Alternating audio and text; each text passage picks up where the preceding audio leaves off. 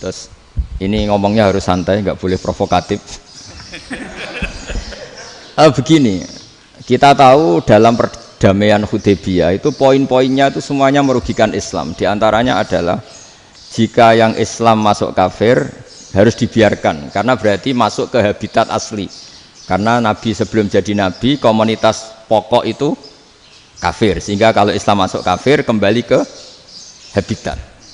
Tapi kalau Islam masuk kafir, kafir masuk Islam itu harus dikembalikan karena dianggap bid'ah.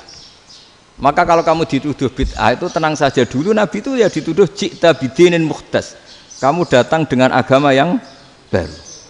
Cuma agak diteruskan wa kullu muhdatsatin bid'ah wa kullu bid'atin dalalah. Jadi orang-orang kafir dulu kalau ngomentari Nabi ya ji'ta bidinin muhdas, kamu datang dengan agama yang baru. Nabi nurut semua perjanjian.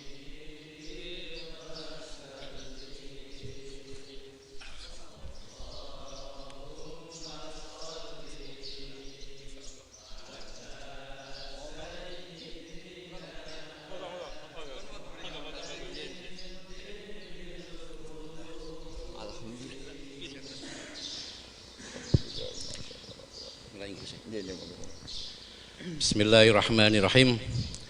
Assalamualaikum warahmatullahi wabarakatuh.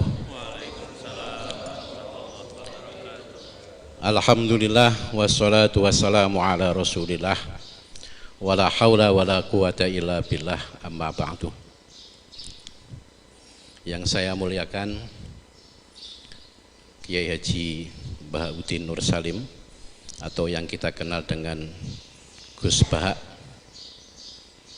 Yang saya hormati Rektor Universitas Islam Malang, Bapak Profesor Dr. Haji Maskuri MSI. Yang saya hormati pengurus yayasan yang dalam hal ini diwakili oleh Bapak Sekretaris Yayasan Universitas Islam Malang, Bapak Haji Mustangin MBD, dan juga kepada para wakil rektor Universitas Islam Malang yang hadir pada hari ini, Wakil Rektor 1, Wakil Rektor 2, dan Wakil Rektor 3, dan seluruh pimpinan yang ada di Universitas Islam Malang, serta kepada seluruh pemirsa peserta pengajian pada pagi hari ini yang berbahagia. Alhamdulillah, atas perkenan Allah Subhanahu wa ta'ala kita semuanya bisa bermuajahah baik secara mubasyarah langsung ataupun secara online dalam rangka ngaji kebangsaan dengan tema sebagaimana yang sudah tertulis. Nanti pada pengajian atau ngaji bareng ini ada beberapa acara. Setelah nanti pembukaan, nanti akan dilanjutkan dengan sambutan sekilas ya oleh Bapak Rektor. Kemudian setelah itu langsung pengajian, entah berapa jam, tergantung Gus Bahak. Kemudian di tengah pengajian apakah ada perlu tanya jawab juga tergantung Gus Bahak. Tidak ada. Nah. Akan terserah. Kalau semua nggak akan dados, tidak harus, nggak boleh ngatur ulama. Betul itu. Dosa itu kalau kita ngatur kiai, ngatur ulama itu. Apalagi sekelasnya kita ini. Besar itu. Ya. Baiklah, untuk mempersingkat waktu, mari kita awali bersama-sama pembukaannya ini dengan membaca Ummul Quran. Mudah-mudahan apa yang akan kita lakukan ini diberikan manfaat dan barokah oleh Allah Subhanahu wa ta'ala. Dan nanti setelah Fatihah mohon juga membaca sholawat Nuril Anwar bersama-sama. Baru kemudian setelah itu pengajian Gus Bahak begitu. Monggo ila hadratin Nabi Mustafa Muhammadin sallallahu alaihi wasallam wa ala alihi wa dzurriyyatihi wa azwajihi wa ali baitihi wa ila hadinihi wa ala kulli niyatin sholihah. Al-Fatihah. Alhamdulillahi rabbil alamin arrahmanir rahim maliki yaumiddin. Iyyaka na'budu wa iyyaka nasta'in ihdinas siratal mustaqim siratal ladzina an'amta 'alaihim ghairil maghdubi 'alaihim. Allahumma sholli ala Muhammad. Selanjutnya kami persilahkan kepada Bapak Rektor untuk menyampaikan sambutannya. Monggo. Assalamualaikum warahmatullahi wabarakatuh. Bismillah, alhamdulillah, wa syukrulillah, ala nikmatillah, wala hawla wala quwata illa billah.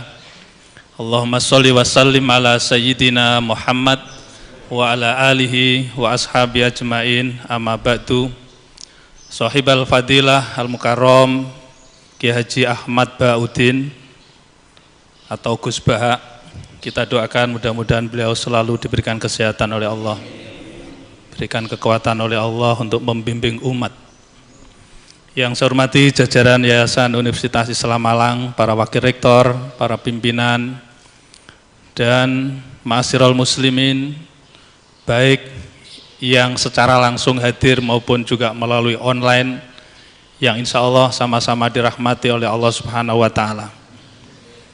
Syukur alhamdulillah pada kesempatan hari ini kita bersama dapat ngaji bareng, ngaji tentang kebangsaan ke Gus Baha, karena beliau ini adalah di samping pengasuh pondok pesantren Tahfidzul Quran juga Rois Suryah, pengurus besar Nahdlatul Ulama.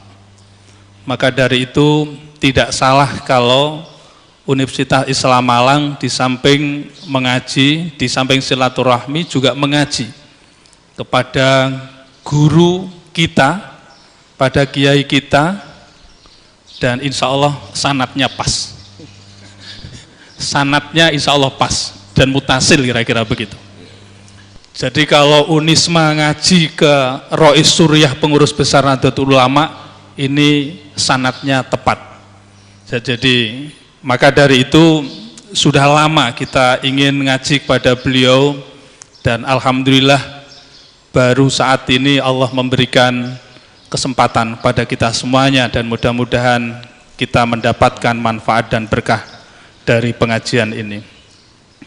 Ma'asyiral muslimin rahimakumullah, Universitas Islam Malang dengan para santrinya pula atau para mahasiswanya pula juga sering nyantri Gus Baha ke pondok-pondok pesantren, termasuk kalau ada kunjungan-kunjungan, katakanlah ziarah ke wali atau juga mungkin pengabdian pada masyarakat, salah satu yang dituju adalah pondok pesantren, sekaligus ngaji di situ.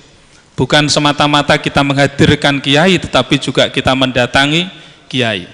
Tapi suatu saat juga kita undang Gus Baha untuk datang ke Universitas Islam Malang. Ya, karena pesannya Kiai Tolkah kan datangkan para kiai ke Universitas Islam Malang. Jadi mudah-mudahan nanti kalau COVID sudah reda, kita doakan mudah-mudahan beliau berkenan hadir di Universitas Islam Malang. Karena ini adalah kampus NU, berarti kan miliknya Rois Suryah, pengurus besar Nahdlatul Ulama. Ma'asyiral muslimin rahimakumullah, Unisma jelas-jelas milik NU, Gus. Jelas-jelas milik NU. Karena monumennya juga Unisma dari NU untuk Indonesia dan peradaban dunia. Itu monumennya. Jadi maka dari itu kalau ingkang didhawuhaken kalian Hadratus Syekh Hasyim Asy'ari, sapa wonge sing ngurip-nguripi NU termasuk Unisma, insya Allah uripe akan berkah. Nah, itu. Ini termasuk salah satunya melalui pondok pesantren ini adalah nguripi NU. Tapi insya Allah nanti akan lebih lagi ketika Gus Baha saged rawuh wonten Unisma. Itu lebih urip malih, lebih urip malih. Keranten apa? Muslimat, fatayat, pengurus NU ketika mendapatkan edaran meme ini, Pak Rektor, apakah datang ke Unisma Gus Bah? Mboten niki wonten sarang mriku. Kapan rawuh mriki kula badhe rawuh? Sampai saking Jombang nggih telepon kula, saking Blitar telepon kula, sedanten telepon kula badhe rawuh wonten Unisma. Dan iki keranten sampun ditenggo kalih jamaah nek mboten mriku kan mboten sekeco. Ma'asyiral muslimin rahimakumullah. Unisma Gus Bah itu salah satunya adalah melaksanakan trilogi. Triloginya itu adalah damai. Jadi ada jujur, kemudian ikhlas, dan rukun, damai. Dan karena Unisma ini didirikan oleh para kiai yang membawa misi Islam rahmatan lil alamin, wa ma arsalnaka illa rahmatan lil alamin. Islam adalah damai. Islam adalah bahkan di dalam Asmaul Husna salah satunya adalah Assalam. Jadi maha damai, yang maha damai. Dan sekaligus juga junjungan kita Nabi besar Muhammad Rasulullah SAW juga menebarkan kedamaian.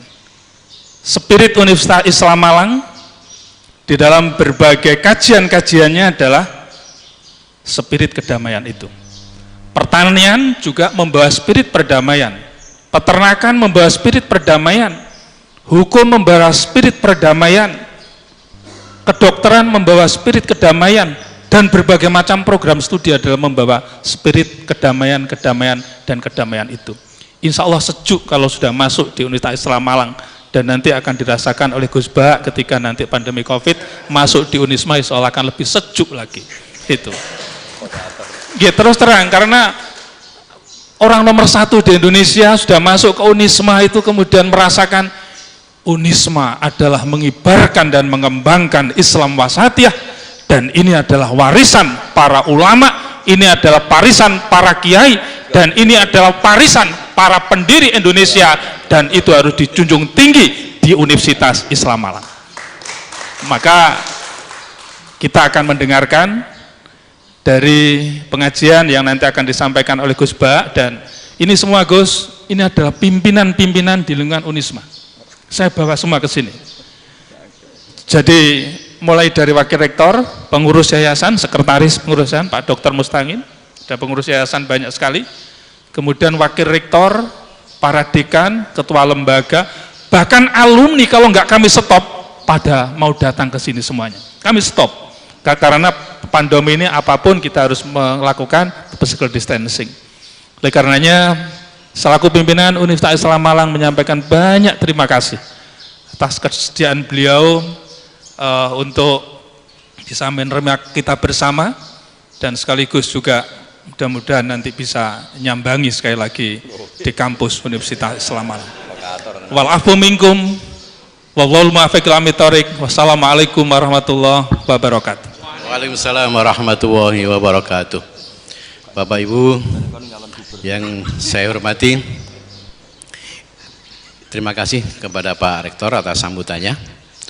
Dan saya di sini ditugasi oleh panitia sebagai moderator, katanya begitu Gus. Nah ini tepat atau enggak saya nggak tahu. Enggak tepat. Enggak tepat. Mungkin hanya kebetulan itu sama darinya aja. Jadi sama-sama rembange, kalau beliau ini naruan, saya sedan, kalau cilian saya memang ke sini Gus. Nah, cuma jenengan dari lahir, kalau mau tulian teng mriki. Jadi nak urusan tuwek, insya Allah tuwek kula ngoten. Tapi nak urusan ilmu, pun minta ampun saya. Meskipun sama-sama sebetulnya sama-sama alumni dari Sarang, cuma beliau di Al Anwar, saya di MUS. Cuma saya sebentar, beliau yang lama kan itu. Nah. Baik, Bapak Ibu yang saya hormati, nuwun sewu, tema yang tertulis ini juga tidak niat untuk ngatur ulama gitu. Makanya meskipun temanya seperti ini, terserah nanti Gus Bah badhe dawuh napa mboten napa-napa niku. Ya, gitu. Niki kula disi mumpung durung digojlok iku. Cuma ngeten. Sebetulnya kan perdamaian itu merupakan basic need, kebutuhan dasar setiap manusia. Lebih-lebih bagi umat Islam. Bagi umat Islam, perdamaian itu menjadi sebuah ajaran yang memang dicontohkan dan ditekankan oleh junjungan kita Nabi besar Muhammad SAW. Hanya persoalannya kalau di Indonesia ini, ternyata kayaknya orang Islam itu gak paham damai gitu, Gus. Atau memang gak mau didamaikan atau begitu, Gus. Saya tidak tahu ini kenapa.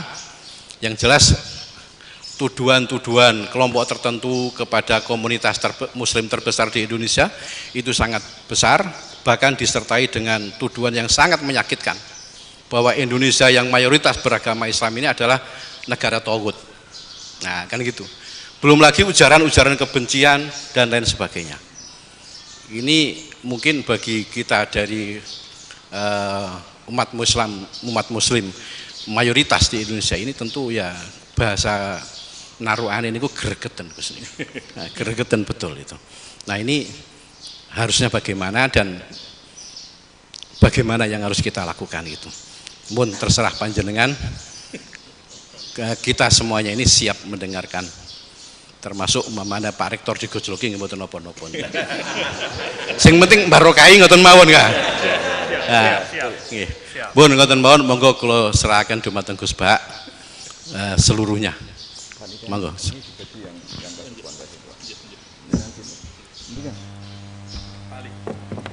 Buatnya sentuh mriki berapa juga? Kok tangannya rektor. Yang lainnya biar dibagi. Oh nih, pimpinan. Sikap provokator nih. Assalamualaikum warahmatullahi wabarakatuh.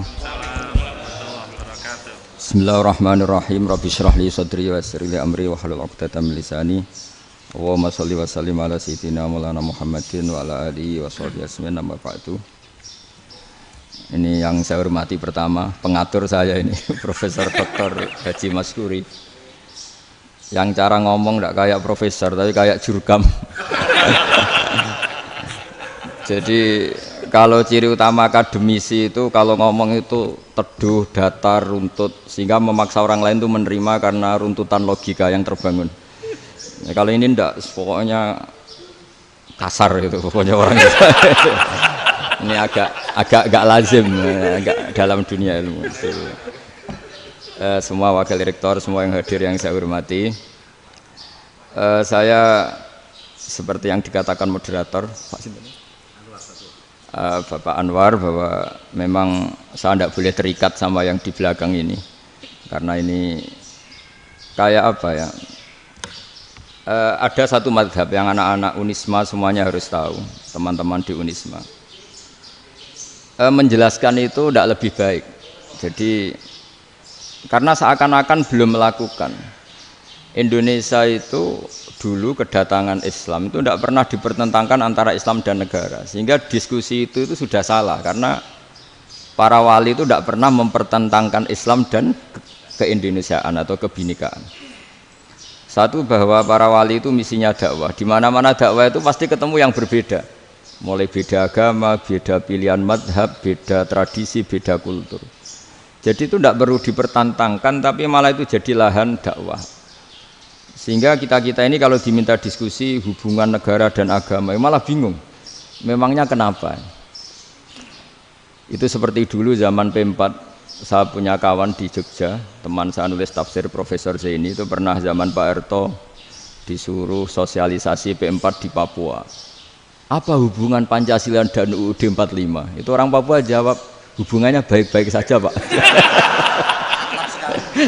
Jadi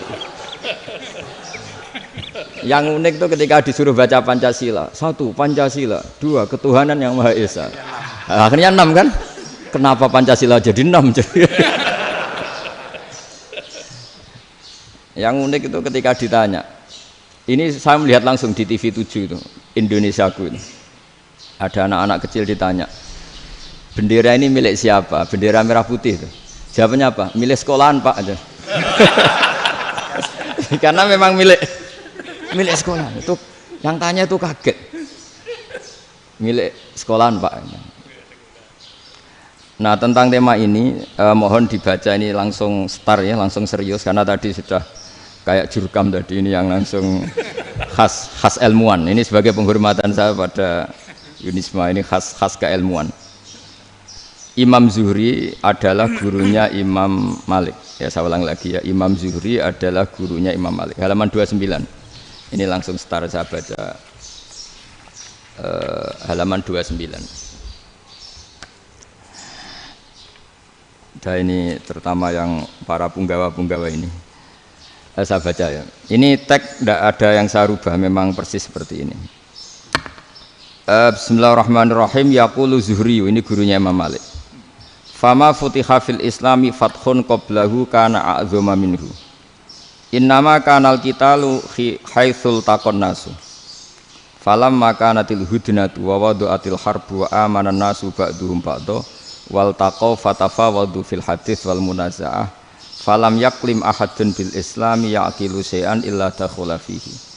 Walaqad dakhalataini kasanaten mislu man kana fil islam qabla dzalika au aktsar. Terus ini ngomongnya harus santai, enggak boleh provokatif.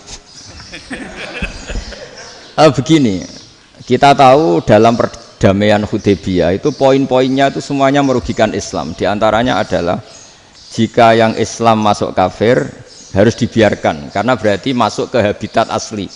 Karena Nabi sebelum jadi Nabi, komunitas pokok itu kafir, sehingga kalau Islam masuk kafir kembali ke habitat.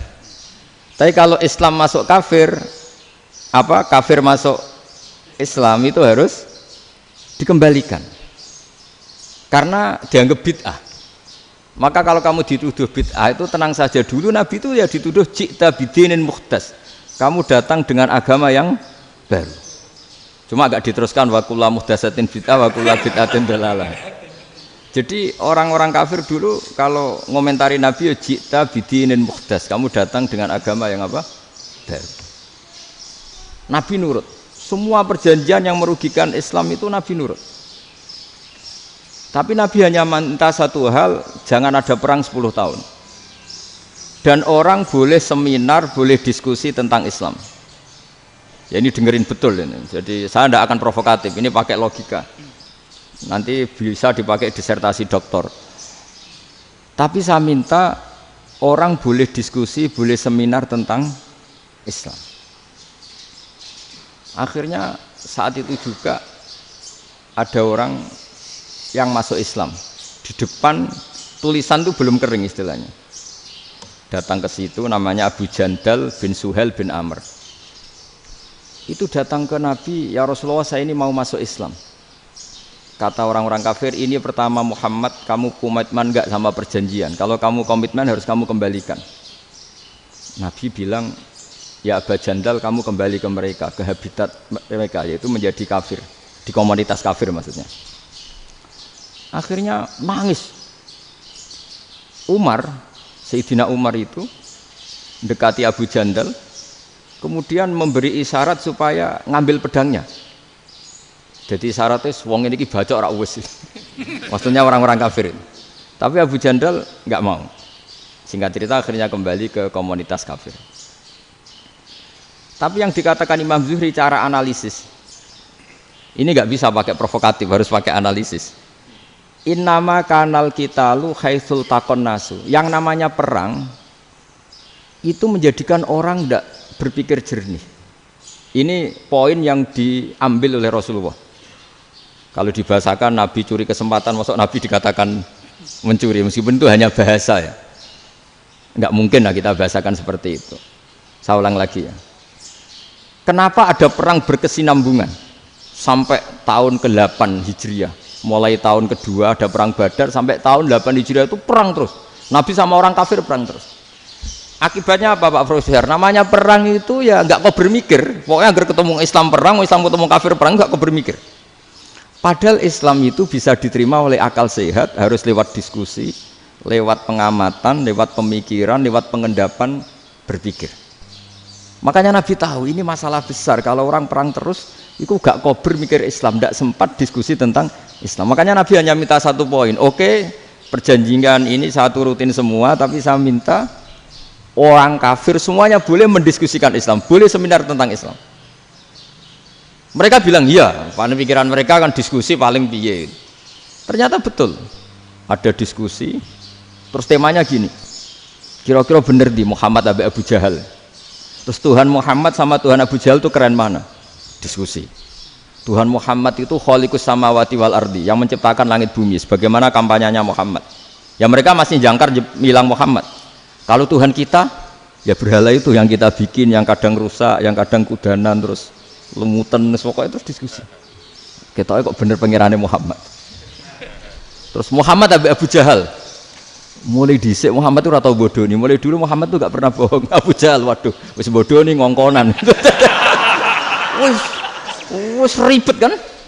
Dan semua diskusi itu mengarah ke kebenaran Islam. Wah, akhirnya wong kafir sing tokoh-tokoh cara Jawa yo wah semane jebule masalah ini kan. Artinya gini, kalau kita ingin Indonesia damai, sebenarnya yang untung itu Islam. Karena Tuhan yang menciptakan langit dan bumi tentu gak akan diperbandingkan atau akan dikalahkan oleh Tuhan yang lahirnya saja sudah di bumi. Misalnya kita menjual Tuhan Allah, siapa itu yang menciptakan langit bumi, yang ada sebelum langit bumi? Bandingkan dengan Tuhan yang lahirnya di bumi, ada tanggal lahirnya, ada aktenya, itu kan sudah ribet kan? Begitu juga kalau memperbandingkan tokoh. Muhammad itu siapa? Tokoh yang bisa menyatukan pan Arabik, tokoh yang begini-begini, yang sayang istri, sayang keluarga. Dibandingkan dengan tokoh Abu Jahal, Abu Lahab yang corong jauh penggaweannya yang ngerugikan orang lain. Akhirnya orang itu mulai tertarik sama Islam. Makanya kata Az-Zuhri pakai bahasa dulu, falam yaklim ahadun bil Islam. Tapi kalau sekarang yang populer itu bahasa yatakallam. Sebenarnya yang benar itu bahasa kalimah yaklimu kalaman, karena masdarnya itu kalam, berarti sulasi nopo mujarrad. Tapi di fiilnya itu mujarradnya enggak kelaku. Jadi di fiilnya takallama ya takallamu, tapi untuk masdarnya yang kelaku kalaman. Jadi ini agak unik, agak enggak lazim. Sebenarnya kan takallama ya takallamu takalluman, tapi di masdarnya kalam populer, tapi di fiilnya tidak populer. Saya teruskan ya. Ini penting sekali. Jadi menjual Islam, kalau boleh dibahasakan menjual, itu tetap enak dalam kondisi damai. Karena kalau kita perang, itu bawaannya kalau ketemu ya perang. Kalau ketemu perang, sehingga orang itu rakober diskusi loh, saat benernya Islam sampai kafir itu bener di. Karena tidak kober diskusi, tidak sempat diskusi, orang yang milih yang kafir. Karena yang mayoritas yang kuat. Sementara Islam zaman itu lemah. Lah Nabi itu yang diminta hudnah, yang penting kita damai. Terus orang boleh mendiskusikan benar mana kita dan mereka.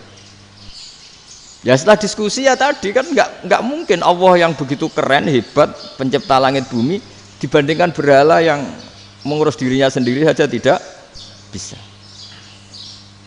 Walhasil terus orang mulai tertarik sama Islam dan aturannya nggak boleh dilarang diskusi itu. Nah makanya saya pernah ditanya beberapa profesor di Jogja, Gus suatu saat kalau kampus paling keren di Jogja ini ada Islamic Studies, kemudian pengajarnya dari berbagai agama, ini riskan enggak bagi Islam? Saya jawab, asal yang didiskusikan Islam itu enggak masalah, yang repot itu nak umat Islam. Karena kalau umat Islam yang jadi percontohan, banyak raja yang dolim, banyak pemimpin muslim yang dolim, terus identik dengan Islam itu jadi dolim kan ribet. Ya kalau pas umat Islam, kalau Islam yang kumat kan jadi masalah kan. Nah ini kan terus jadi beda umat Islam sama Islam yang lagi apa? Kumat. Singkat cerita terus Islam mendapat posisi yang luar biasa. Nah makanya di sini diistilahkan falam makanatil hudnah, ketika ada perdamaian wa amanan nasu ba'dum ba'do, orang merasa aman, itu fatafawadu fil hadis wal munazaah. Mereka berdebat, munazaah itu berdebat. Keren mana konsep Muhammad dengan konsep Abu Jahal? Keren mana konsep Tuhannya Muhammad dengan Tuhan kita? Terus diskusi dan mereka akhirnya ikrar, wah yang benar ya Muhammad lah. Di mana-mana Tuhan tuh ya sebelum langit dan bumi, di mana-mana Tuhan ya punya reputasi menciptakan. Masa Tuhan reputasinya diciptakan, kayak berhala dan sebagainya. Ibadah juga gitu. Ibadah wong kafir itu kalau tawaf itu telanjang, ibadah Muhammad santun pakai pakaian. Terus akhirnya mereka mulai tertarik Islam. Sehingga saya lihat di beberapa tafsir, saya memang tidak akan ngomong yang tidak serius, ngergani Unisba ben sawangane pemikir serius. Di Quran itu sampean lihat di tafsir Tobari itu ada ayat bal naqzifu bil haqqi 'alal batil fayadmaghuhu fa idza huwa zahid. Qadzafa itu kalau di kamus tak lihat itu takallama bila dalilin. Qadzafa itu ya pokoknya sekenanya. Artinya gini, kebenaran Islam atau kebenaran hak itu kamu taruh sekenanya saja itu tetap menang. Apalagi kamu taruh secara teratur, kamu taruh sekenanya saja itu tetap menang. Sehingga di sini banyak sahabat yang hidup di Cina. Sekarang juga banyak orang alim yang milih hidup di Amerika, banyak orang alim yang milih hidup di Inggris. Dan mereka pede, percaya diri karena kebenaran itu kamu letakkan di mana saja, itu tetap akan menang, akan menemukan momentum kemenangannya. Misalnya gini, contoh paling gampang. Dulu para peneliti, saya ulang lagi, dulu para peneliti itu ya datang kemana-mana, termasuk Ibnu Battuta, termasuk Ibnu Khaldun, ya semua peneliti itu suka neliti. Setelah diteliti, Quran itu satu-satunya kitab suci yang membicarakan sains, misalnya tentang falak, tentang astronomi, tentang asal-usul kejadian manusia, kejadian makhluk. Juga bicara tentang geografi, geologis, semuanya. Sementara kitab lain hanya cerita tentang mawaid wal hikam wal ibar. Jadi diteliti kayak apa, pada akhirnya hak ini yang menang. Bal naqzifu bil haqqi 'alal batil fayadmaghu fa idza huwa zahid. Saya berkali-kali cerita, ada ulama yang ahli matematika. Ketika ditanya kenapa kamu suka ngajar matematika, sampai muridnya itu ragu, ini guruku mlebu swarga ta ora, penggaweane mulang matematika. Tapi para muridnya bermimpi bahwa Imam Amudi itu disuruh ngajar para malaikat. Dan itu pede betul dia. Kata Allah, ini ulama saya yang iman kepada saya setingkat iman kamu. Jadi malaikat itu tidak mungkin Gusti kita menyaksikan langsung engkau sementara ini di bumi, nggak nyaksikan jenengan. Kenapa bisa sepede dan seyakin itu? Akhirnya Imam Amudi disuruh ngajarin matematika. Jadi Anda kalau profesor itu nanti harus sempat ngajari malaikat, itu baru benar-benar profesor. Jadi nanti di akhirat ngajari siapa? Malaikat. Jadi ada seminar yang melibatkan banyak malaikat, narasumbernya itu seorang profesor. Itu ketika kenapa engkau begitu yakin kalau Allah itu Tuhan dan Allah itu Al-Wahidus Shomad. Terus Imam Amudi mulai nulis angka gak beraturan. 2, 3, 4, 5 sampai 1 miliar, 1 triliun, semuanya enggak beraturan. Kata beliau, nisbatusna ini wasala sa ila ma la nihayatalaha iku nisbatul far'i ilal asli. Mbok angka sebanyak apapun, 2 dibanding 1 ya far'ul wahid, 3 dibanding 1 ya far'ul wahid, semua angka yang enggak terhingga pun dibanding 1 semuanya far'ul wahid. Semua angka sebanyak apapun itu cabang dari angka 1. Fakullu hadil awalim far'un minal wahidis shomad, yaitu Allah Subhanahu wa ta'ala. Wakil malaikat tepuk tangan, iya juga. Jadi begitu juga ada ulama itu ahli gambar. Saya dulu ngaji sama Mbah Mun Al-Husunul Hamidiyah, itu kitabnya itu banyak gambarnya. Dan gale gambar yang ngawur betul, mangga ahli gambar. Saya epol, sempurna lele. Semua gambar bangunan, gambar sapi, pokoknya gambar. Ternyata dia menemukan Tuhan itu dari gambar. Gambar serapi ini atau seruwet ini sama. Gambar rapi sama ruwet itu sama kalau dalam pandangan tauhid. Dimulai minan nuqtah al-wahidah. Kowe cek gambar sing rapi sing indah, cek gambarmu elek, dimulai dari satu titik. Dan titik ini nuqtatil wujud, yaitu Allah Subhanahu wa ta'ala. Jadi nak cara ahli tauhid gak penting gambarnya api, menang lomba atau ora penting. Butuhe hadis surah ini gambar baik yang rapi maupun ndak adalah min nuqtah dari satu titik.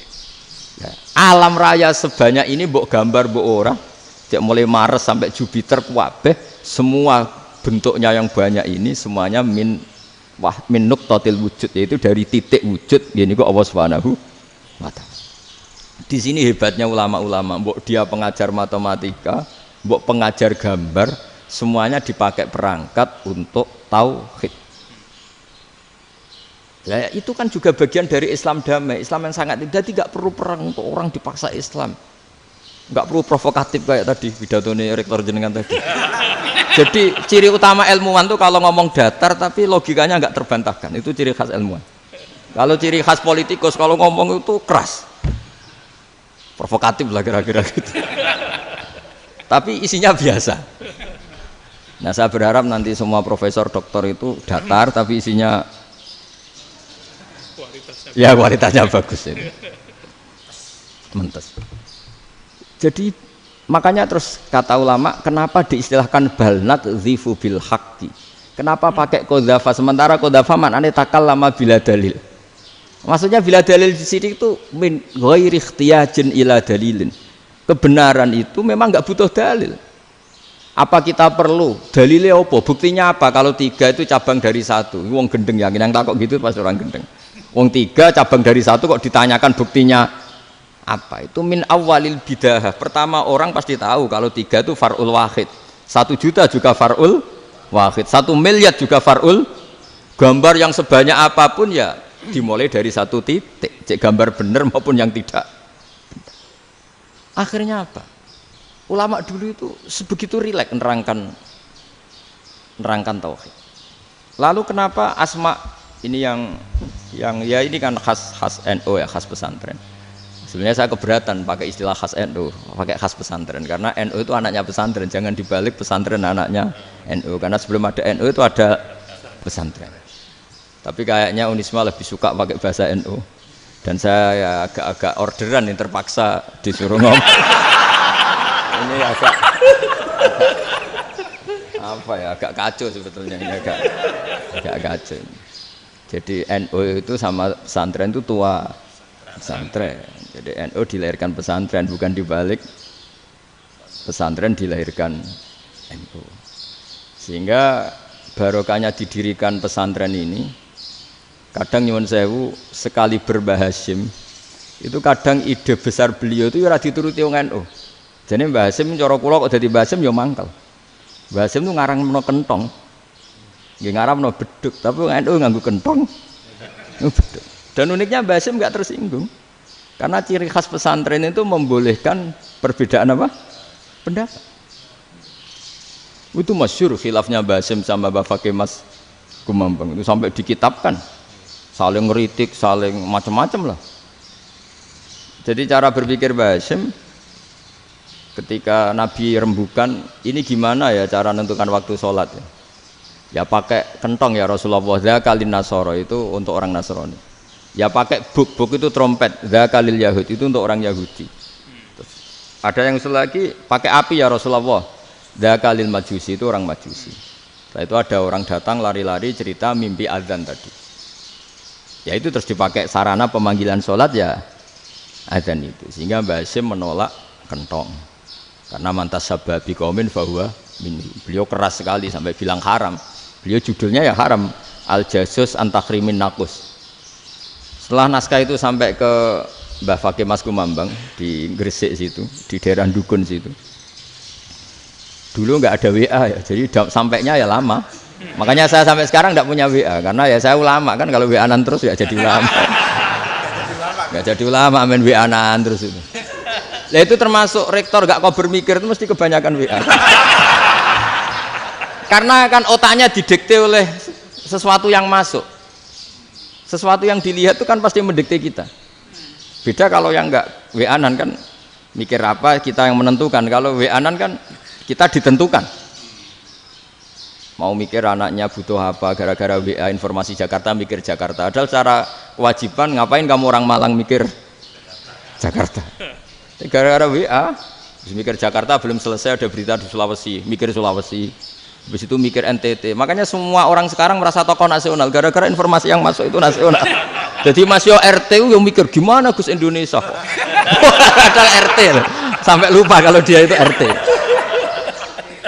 Jadi semua orang sekarang merasa tokoh nasional. Dan itu gara-gara apa coba? Akhirnya semua orang juga punya ide tentang nasional. Harusnya negara itu gini-gini.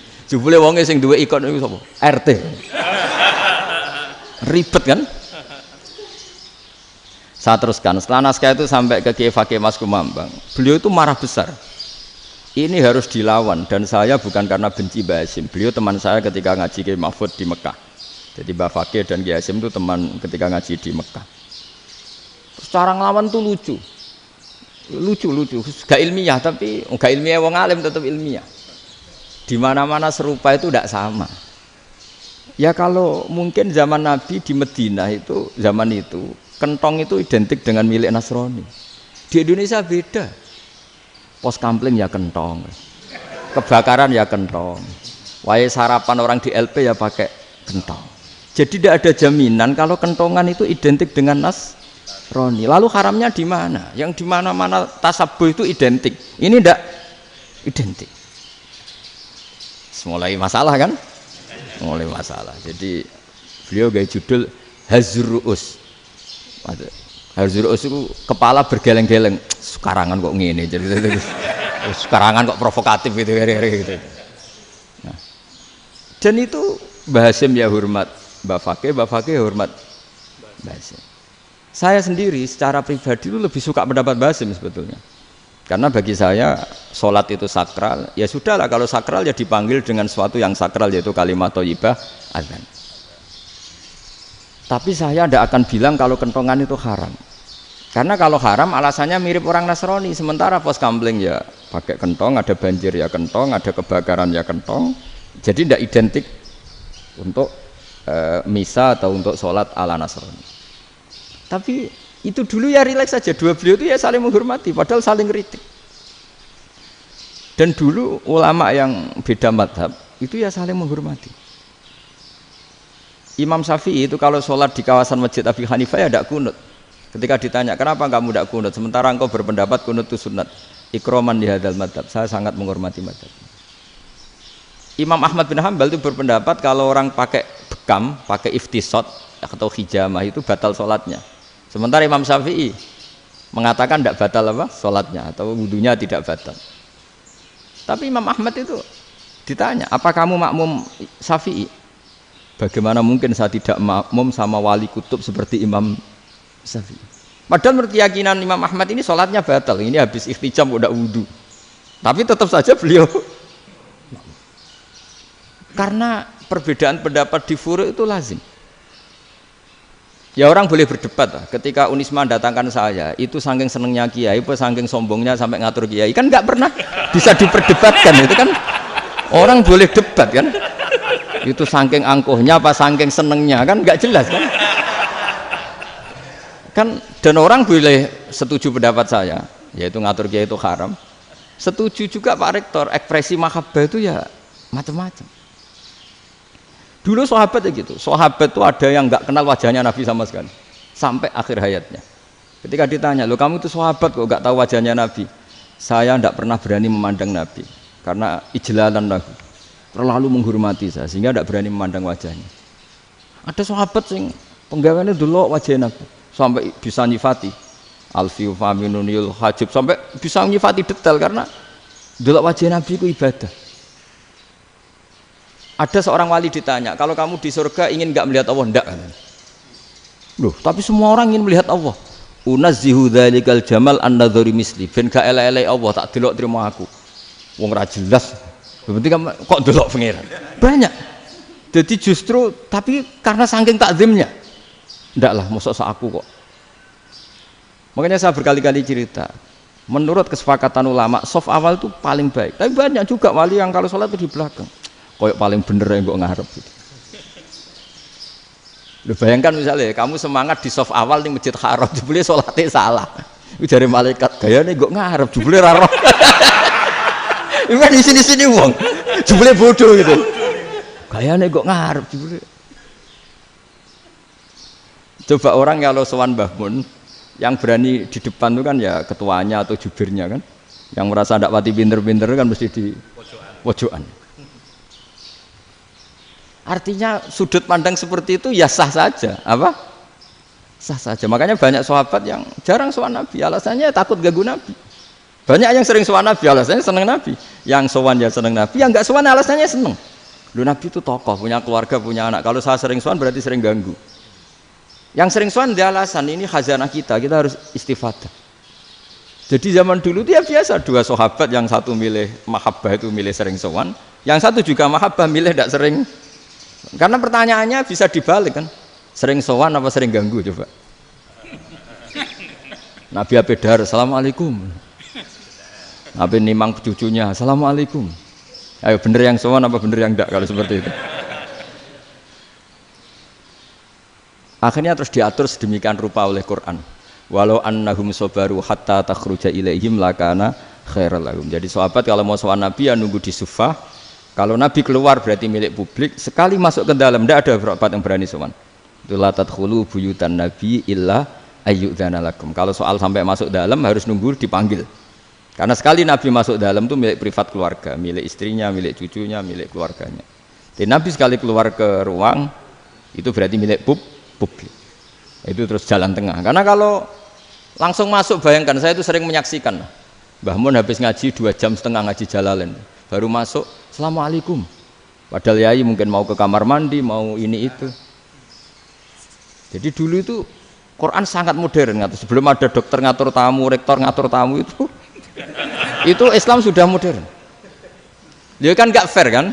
Misalnya saya ke Unisma harus janjian pakai ini, terus kalau misalnya ke sini selonang-selonang kan lucu kan, mentang-mentang kiai terus juga sowan-sowanan selonang-selonang. Padahal kalau kita mau ke mereka pakai protokol. Sering tidak fair dunia ini. Tapi karena aku kiai ra oleh gelo ya sudah. Akhirnya saya memutuskan gak gampang kemana-mana karena itu. Saya sering didatangi ajudannya menteri, Gus mau ada tamu dari Jakarta tanggal ini. Mesti saya bilang, mereka milih tanggal yang mereka kosong. Kok tidak mikir apa pas itu kosong? Tak jawab enggak lah, sebelum diatur bahasanya dan tawaduknya gitu.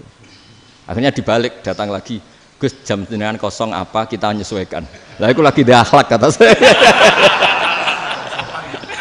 Itu baru punya akhlak kata saya. Bukan masalah ini, bukan masalah gengsi ya. Saya sendiri itu dolan ke alumni itu jarang, karena ya takut. Kiai kan yo nganggur, jam 09.00 nganggur, jam 10 nganggur. Bisa saja alumni itu kerja di pabrik, bisa saja yang latihan ekonomi di pasar. Sehingga kalau saya datang jam 9, iki kiai sing nilai santri ini, apa kiai sing ganggu santri. Nah karena orang ini melakukan rutin, gak kok berpikir, pokoknya ngono jenenge silaturahim. Mau nyerah kok berpikir, padahal kalau diangen-angen ini kiai yang nilai santri ini, apa kiai yang ganggu santri ini karena datang di jam kerja. Nah, bayangkan kalau kebenaran dulu itu dikawal oleh satu peradaban perang. Jadi Nabi sesuai diangen-angen Pak Nabi. Perang Badar menang Nabi, perang Uhud menang wong kafir, perang ini gonta-ganti. Apapun itu yang penting satu kesimpulannya, cara Rasulullah kesimpulannya satu. Orang tidak kober mikir kebenaran secara mengendapkan pikiran dengan pikiran jernih. Maka hebatnya Nabi ketika perjanjian, pokoknya saya minta nggak ada perang. Dan orang boleh mendiskusikan Islam. Itu luar biasa idenya Nabi. Karena bawaan perang itu orang kan nggak kober mikir. Ibarat seorang misalnya senang satu perempuan, ketemu rivalnya langsung perang kan gak mikir. Tapi kalau kau bermikir, diangen-angen cawe wedok iku ora seneng aku. Untungnya apa untuk wong ayu ora seneng, malah mau loro hati. Terus sudahlah, buruan dialihkan kemana kan gitu. Itu nak mau amen WA nan tukaran lewat SMS atau tarung langsung ora kau bermikir. Tapi kalau kau bermikir, akhirnya berpikir nih. Perempuan tadi sebenarnya yang disenangi siapa? Oke, ternyata senang Pak Rektor. Sudah kita ngalah. Karena tidak ada nikmatnya kan menikahi perempuan yang sama sekali tidak mencintai kita. Tapi kalau nak kau berpikir pokoknya diprovokasi, wah kue kalah mbak A, kue kalah mbak B, pikirannya kan, ojo sampai kalah. Barang wis menang ternyata ada emas. Lah. Nah bayangkan Islam itu seperti itu dulu, dipertarungkan. Doang Islam itu dinu aklin, agama yang diterima dengan akal sehat. Tapi sekarang ukurannya perang, yang menang berarti benar, yang menang benar, kan terus jadi repot. Itu Nabi tidak ingin, makanya Nabi ingin sudahlah, nggak ada perang. Nah, makanya kata Imam Zuhri, fathul Islam terbaik adalah orang boleh diskusi tentang Islam dan tidak ada perang. Lagi-lagi penting, tidak perang itu penting, silmun itu penting, perdamaian itu. Setelah tidak ada perang, akhirnya fatafawadu fil hadis wal munazah, orang boleh diskusi apa saja, termasuk boleh adu polemik. Konsep satu Tuhan dan Tuhan banyak diperdebatkan. Akhirnya Nabi secara rileks bisa menjelaskan. Muhammad, urusan kita banyak. Kalau Tuhannya satu tidak cukup, Tuhan harus banyak untuk menyelesaikan berbagai urusan. Ada Tuhan bagi rektorat, bagi macam-macam kan. Ada Tuhan untuk ngurusi utang, ngurusi BPKB, macam-macam. Terus kata Rasulullah, enak saja Nabi jawabnya. Ya kalau kamu punya majikan banyak, perintahnya beda-beda, kamu mangkel enggak, bingung enggak? Ya susah mat. Kalau majikannya banyak, perintahnya beda-beda, kita jadi repot. Seneng mana? Seneng majikan satu. Ya sudah, Tuhanmu itu majikan kamu. Kalau Tuhannya banyak, perintahnya macam-macam, kamu yang repot. Akhirnya ya sudah mat, Tuhannya satu aja. Nah, itu ya barokahnya diskusi tadi, barokahnya enggak perang. Daraballahu mathalan rajulan fihi syuraka'u mutasyakisuna wa rajulan salamal lirajul hal yastawiyani masalah. Terus alhamdulillah. Jadi orang yang paling kafir pun saat itu taslim. Nah, ini kembali ke kalimat la ilaha illallah. Saya tidak perlu provokatif, pasti teori saya itu benar. Bukan saya bilang benar itu karena sombong, enggak. Ini sesuai teks. Misalnya begini, benar enggak kelompok takfiri yang suka ngafirkan orang lain? Itu pasti tidak benar. Logikanya gampang. Orang yang kafir 70 tahun saja dengan melafadzkan la ilaha illallah menjadi muslim. Masa dengan kalimat yang sama yang muslim menjadi kafir? Itu logikanya kan nggak ketemu. Orang kafir 70 tahun untuk menjadi muslim disuruh baca apa? La ilaha illallah. Tapi gara-gara baca la ilaha illallah nyekel patok jadi kafir. Pertanyaannya, loh ini kalimat apa? Kalimat untuk mengkafirkan apa kalimat untuk mengislamkan? Karena yang kafir dengan kalimat itu menjadi Islam, ternyata yang Islam dengan kalimat itu menjadi kafir. Itu ketemu nggak? Cara logika itu kan nggak ketemu kan? Makanya cara pikirannya Abul Hasan Asyadzili, dan saya setuju pikiran itu. Istighfar ini boleh orang Jawa Timur protes karena kadang beda manhaj, tapi jangan protes saya, protes Abul Hasan Asyadzili, kualat mesti sampean. Ketua Torekoh napa? Sadiliyah. Cara madzhab Sadili, dan Anda boleh berbeda madzhab, mencari khasnya wong kampus sing wani beda. Beda kapasitas lah, pokoknya butuhnya beda. Dan ketok pinter, ketok kritis tuh. Cara madzhab Abul Hasan Asyadzili itu gini Pak Rektor. Jadi istighfar itu baik. Tapi ba'da kamali tauhid, setelah tauhidnya itu benar. Alasan beliau masuk akal. Ketika ada ayat fa'alam annahu la ilaha illallah wastaghfir li dzambik. Bihadil kalimah. Jadi orang boleh istighfar itu setelah tauhidnya benar. Alasannya Abul Hasan Asyadzili begini. Qul lil ladzina kafaru iyantahu yughfar lahum ma qad salaf. Katakan kepada mereka yang kafir, sekali mereka tidak kafir, maka otomatis dosanya masa lalu diampuni. Pertanyaannya, yang bisa menghentikan kekafiran itu kalimat apa? La ilaha illallah. Dengan hanya melafadzkan la ilaha illallah Muhammadur Rasulullah langsung yughfar lahum ma qad salaf, langsung dosanya diampuni. Berarti yang menjadi pengampun dosa lah, penyebab pengampunan itu apa? La ilaha illallah. Itu bahkan orang kafir belum istighfar. Di ayat itu kan Allah enggak mensyaratkan setelah la ilaha illallah istighfar baru diampuni, enggak. Asal la ilaha illallah langsung yughfar lahum ma qad salaf. Saya ulang lagi ya, jelas ya. Jadi kulil ladzina kafaru iyantahu yughfar lahum ma qad. Nah, sekarang iyantahu, mereka berhenti dari kafirnya. Syaratnya pakai apa? La ilaha illallah Muhammadur, itu langsung yughfar lahum ma qad. Artinya apa? Ghufranullah itu bisa didapat hanya dengan mujarrodut tauhid, yaitu hanya dengan melafadzkan kalimat thayyibah. Dan sahnya istighfar juga berdasar kalimat thayyibah itu. Misalnya gini, orang kafir sebelum Islam melafadzkan astaghfirullah, astaghfirullah, astaghfirullah, kira-kira diterima enggak? Enggak kan? Karena syaratnya istighfar ba'dat tauhid. Nah, makanya dalam madzhab Sadili istighfar itu setelah la ilaha illallah. Karena cara pandang ya seperti itu. Jadi fa'alam annahu la ilaha illallah wastaghfir li dzambi. Jadi dengan kebenaran tauhid saja ini sudah cukup kita insya Allah layak diampuni. Karena innallaha la yaghfiru ayyusyraka bihi wa yaghfiru ma duna dzalika liman yasha. Jadi orang yang tauhidnya benar itu bisa diampuni Allah asal tauhidnya benar. Itu Allah ngendikan liman yasha wa yaghfiru ma duna dzalika liman yasha. Dawe Imam Suyuti walam yakun liman yastaghfir. Jadi orang yang bertauhid secara benar meskipun gak sempat istighfar itu tetap potensi diampuni. Karena bawaan tauhid itu sudah menjadi layak diampuni. Kayak orang kafir sekali ngelafadzkan kalimat tauhid mbok gak istighfar langsung diampuni. Nah, karena melihat seperti itu terus orang berlomba-lomba memperbanyak jumlah ngelafadzkan la ilaha illallah. Jadi kita yang alim, kita semua, saya tidak bilang saya, kita, termasuk yang di pinggir-pinggir saya, ngaku alim orang masalah lah, soalnya. Kita semua yang alim-alim itu tahu bahwa la ilaha illallah itu super. Sudah bawaannya tauhid, juga punya kelayakan Nah, kemudian nasib kita agak sial. Malah kalimat ini dituduh bid'ah, dituduh khurafat. Mergo Nabi enggak pernah tahlilan, Nabi enggak pernah. Nabi enggak pernah tahlilan, kalau diartikan Nabi ora tau maca la ilaha illallah, nek gak kalimat itu. Nah, ini provokatif ini.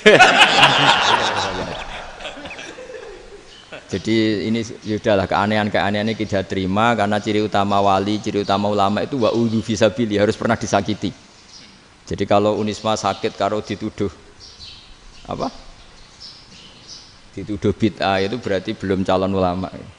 Calon ulama itu wa'udhu fisabili, harus disakiti. Jadi kalau kamu disalahpahami itu ya harus santai. Iya, termasuk provokatif tadi. Termasuk diatur tadi itu.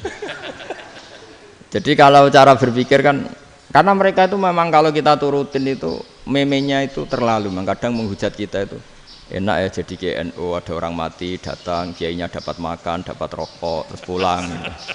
Jadi apa? Terus kita kayak tersangka terus. Kita kan kayak tersangka terus, tertuduh terus itu. Terus yang orang NU ya memenya juga nggak kalah ekstrimnya. Boleh ya ajaran orang nggak boleh ngasih-ngasih kiai gitu. Berarti boleh dong ajaran kikir. Jadi memang kadang apa ya, cangkem elek lah bahasa kasarnya itu. Itu memang kadang lebih mengenakan kalau kita datang ke acara mayat kan dapat makan, dapat minum. Kalau yang sohibul bait rokok ya dapat rokok. Kalau kiainya dapat wajib, kadang 20.000, kadang 50.000. Terus memenya itu kok setega itu ya, ada orang meninggal kok malah kita makan-makan. Seakan-akan kan kultur ini biadab kan gitu. Tapi yang orang NU kebalikan bales.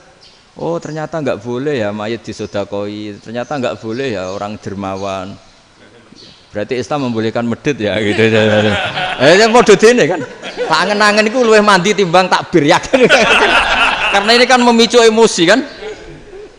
Memicu apa? Emosi. Nah, tapi saya kalau disuruh bela mana itu tidak ada yang saya bela. Ya seorang sudahlah, kalau mau nganggur saja sudah itu. Ya tapi itu memang apa ya? Itu khazanah Islam. Ada yang kritik, ada yang enggak. Ya itu memang khazanah. Ya biasa aja kalau saya biasa. Karena dulu ulama itu sudut pandangnya itu ya seperti itu. Ada yang ulama suka ibadah itu sholat, ada yang milih apa tidur. Sampai Imam Ghazali bilang suatu saat ibadah terbaik di zaman akhir itu tidur kan. Sholat saja kalah sama tidur kan. Tapi itu loh ya, yang wajib tetap loh, terus kamu gak sholat wajib. Begini beliau mencontohkan itu. Ada orang sholat tahajud terus obsesinya itu ingin hajatnya terkabulkan. Sementara yang tidur obsesinya nikmati rahmatnya Allah, boleh tidur, bisa tidur. Kata Imam Ghazali, timbang kita tahajud terus nuntut pangeran aduk turu katanya. Mergo engko dia akibat terus setan memberi bisikan, lho nyatanya kamu tahajud ya gak terkabul, berarti cerita bahwa Nabi ngendikan kalau doa tahajud mustajab enggak. Daripada ngono ki aduk turu ora tau ndonga. Timbang abri-abri Islam ya, timbang elek-elekin apa? Islam. Jadi ulama itu mulai dulu itu sudah berpikir. Banyak orang menjadikan tahajud, sholat malam itu media untuk hajatnya. Dan kalau nggak kesampaian ini mutung. Nyalahkan kiainya ijazah ramandi. Macam.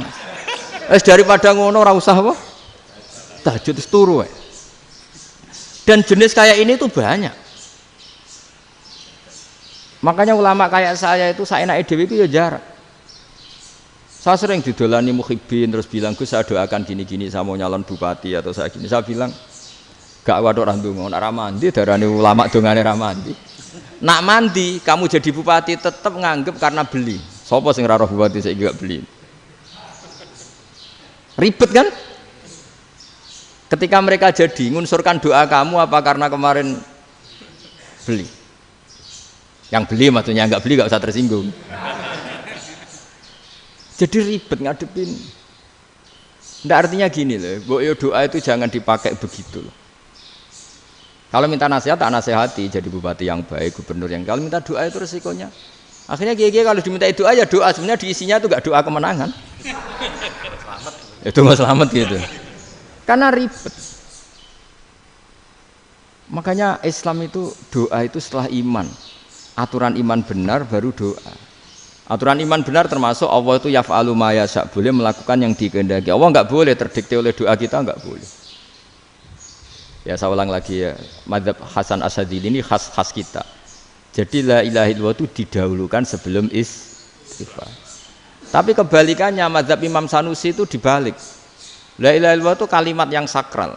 Karena yang sakral dibutuhkan muqaddimah, yaitu yang melafadzkan harus yang sudah bersih, yang sudah steril baru melafadzkan la ilaha illallah. Maka dalam madzhab Sanusiyah istighfar dulu baru la ilaha illallah. Nah, cara madzhab Abdul Hasan Asyadzili kebalikan, istighfar itu sah setelah sahnya tauhid. Kamu ikut mana dulu? Asyadzili apa Sanusiyah? Alhamdulillah sama-sama tidak paham, ya sudah. Akhirnya sudah, ya nggak kemana-mana kan gitu. Jadi apa ya? Terus ini saya teruskan, ini biar khas pesantren atau khas NU lah, kalau bahasa Pak Rektor khas NU. Ini Ben sampean tahu beberapa perbedaan itu lazim, halaman 24. Ya, halaman 24 sama 25. Tak baca, ini masih orisinil. An Sufyan bin Uyainah, ini juga gurunya Imam Syafi'i. Kata Sufyan bin Uyainah, beliau cerita, kana Isa wa Yahya alaihi salam ya'tiyanil qaryah. Fayas'alu Isa an syirari ahliha, wa yas'alu Yahya an khiyari ahliha.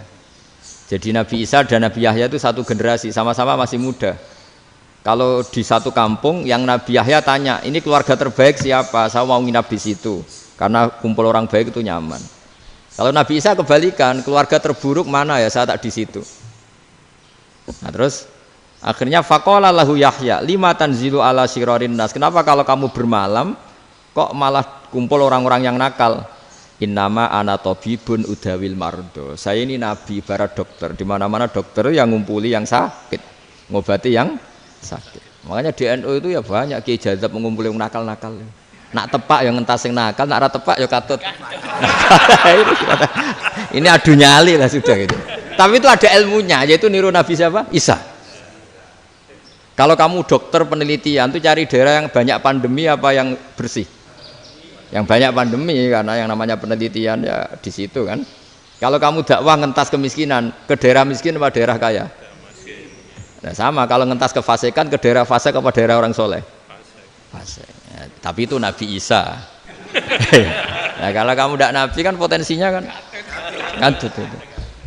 Tapi setidaknya bahwa kita sering disalahkan karena punya beberapa tokoh yang ngancani fasik-fasik, itu sebenarnya ada dalilnya, yaitu Nabi siapa? Isa. Nah terus masalah tegas dan lunak. Ketika ada mahasiswa misalnya pacaran, boncengan lanang dan perempuan, itu pilihan kita apa? Kalau tegas terus gak mau mendengar kita, misalnya gini contoh gampang, tak beri contoh Pak D, jangan orang tua, nanti secara fikih itu beda. Nah ini kan kita orang pesantren biasa ngaji fikih detail. Kamu Pak D seorang perempuan mahasiswi misalnya sering pacaran, setiap ke situ sama pacarnya kamu diam saja, padahal kamu dosen keislaman. Mesti pamanaan kamu nyimpulkan ternyata pacaran itu tidak apa-apa, buktinya Pak D itu tidak negur, menengahi. Ini berarti as-sukut alal mungkar. Tapi kebalikannya, Pak D ini terkenal keras. Nak rono mesti ra diaku ponaan. Akhirnya yo ra rono. Mesti ngerti nak mesti diamuk. Nah, dua orang ini sama-sama gagal kan? Yang lunak menjadikan ponaannya pacaran terus karena enggak negur sehingga dikira membolehkan. Sing keras juga enggak sempat bina wong rono era wani. Akhirnya dua orang ini sama-sama enggak ketemu, sama-sama enggak berkesempatan membina kan? Gagal membina kan?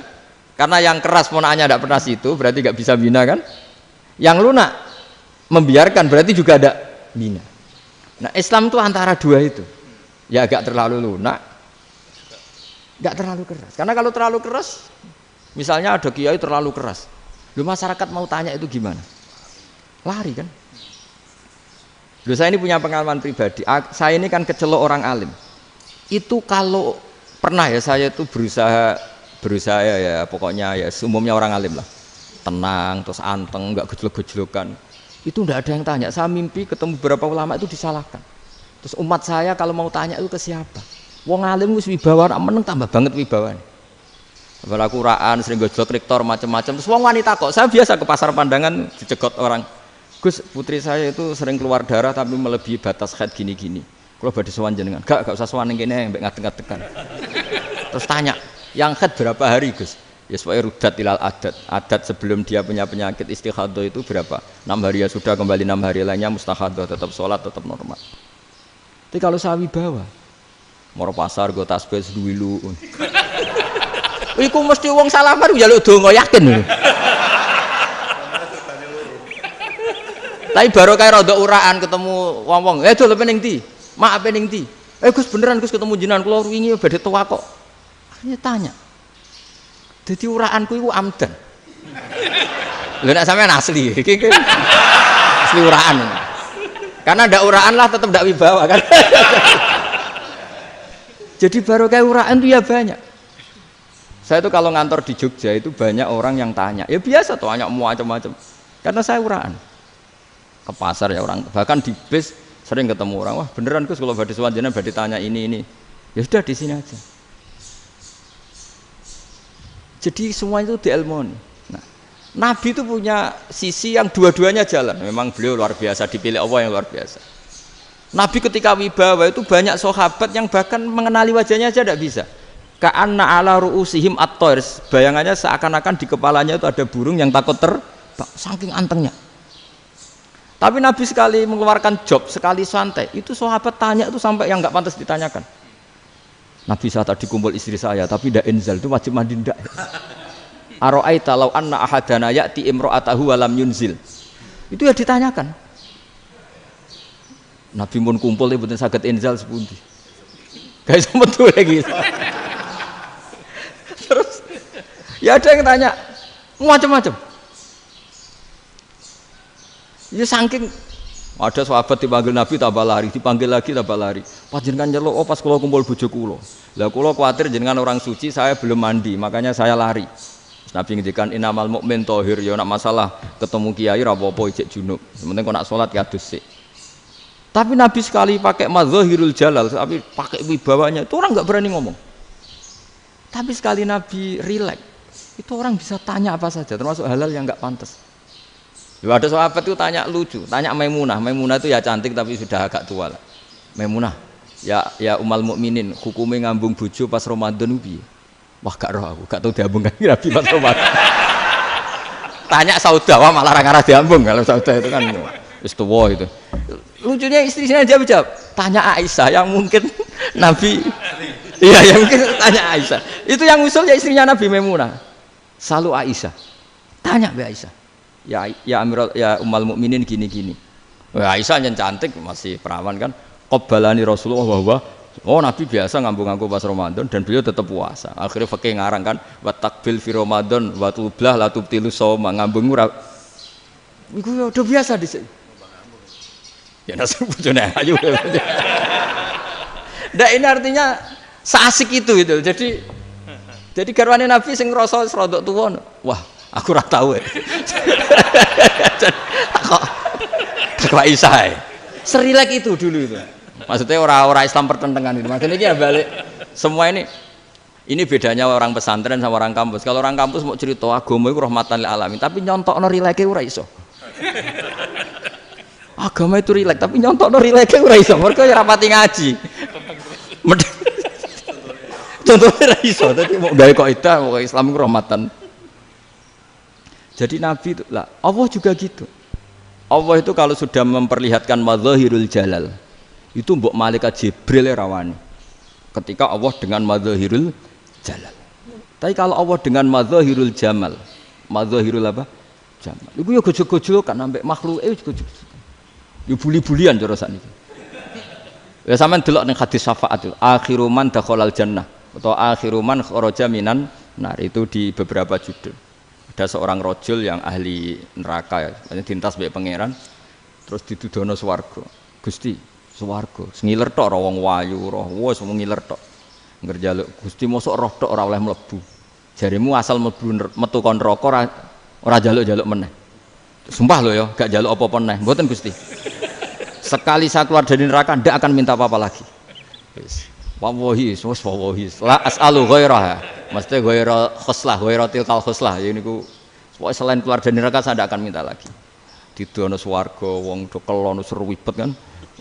Sing bojone elek kan dendam dadi ning swarga iku. Swarga wis macam-macam. Gusti mosok roh tok. Ora oleh mlebu. Jarine janji ra njaluk meneh. Akhire ya wis didelokno neraka. Jadi pangeran jawabe gampang didelokno neraka. Roh neraka begitu menyakitkan, begitu ngeri. Sudah Gusti saya ndak minta surga. Sementing enggak masuk neraka. Rabbana srif anna adzab jahannam. Setelah lama itu diadepno swarga njuk mlebu swarga. Terus diadepno nang neraka. Akhirnya ya sudah. Saiki mlebu swarga gak apa-apa. Iku jawabe lucu. Atas taziu jenengan ngenyek kula. Wong karuan ra di swarga kok mlebu swarga. Terus akhirnya mlebu swarga. Kan mlebu swarga tamanna, sangen-angen sing mbok jaluk apa? Orang angen-angen yang indah-indah, laka wa asratu amsal. Ya siku tak turuti wa asratu amsalih lan lipatan ke-10. Jawabe wong lanang ya lucu. Atas taziu bi wa anta rabbul alamin. Jenengan pangeran kok ngenyekan. Maksudnya wis karuan aku ora pantes. Terus jare pangeran la astazi'u bika walakinni ala ma asya'u qadir. Aku gak ngenyek kowe, pancen aku pangeran. Nuruti kowe iku iso. Jadi Allah sendiri ketika dengan madzahirul jamal itu malaikat ya ono sing wani bantah. Masyhur itu kan malaikat sing bantah pangeran ataj alufiya mayufsidu fiya wasfikut. Karena Allah dengan madzahirul jamal. Yang paling masyhur Nabi Musa. Nabi Musa itu ketika Nabi Mi'raj. Nabi Mi'raj itu beliau kira-kira di langit keempat lah yang masyhur atau kelima. Ngelangkai. Nabi Musa nangis, "Ya Rabbi, ini apa-apaan? Orang sing ja'a ba'di kemudian melangkai makom saya ini apa-apaan?" Jadi Nabi Muhammad kan apapun hebatnya kan junior. Kok melangkai makom saya ini apa-apaan? Enggak fair.